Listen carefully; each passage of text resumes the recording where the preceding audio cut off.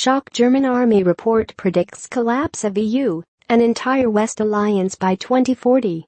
An extensive 102-page report, called Strategic Forecast 2040, was published by the head of the Ministry of Defense at the end of February this year, but was kept under wraps, but has now been seen by the German weekly newspaper Der Spiegel.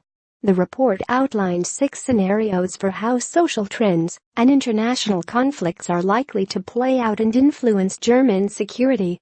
The Bundeswehr plays out how social trends and international conflicts could influence German security policy in the coming decades in the confidential document. In one of the 6 scenarios, the collapse of the European Union and Germany in reactive mode, the authors assume a multiple confrontation. The future projection describes a world in which the international order erodes after decades of instability, the value systems worldwide drift apart and globalization is stopped. The Bundeswehr strategist writes, EU enlargement has been largely abandoned, and more states have left the community.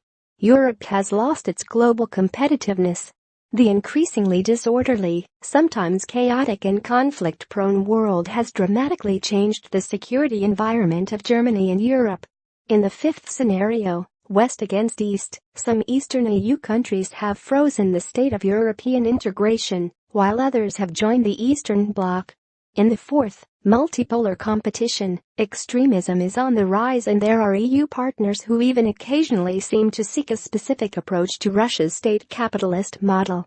The document expressly makes no prognosis, but all scenarios are plausible with the time horizon 2040.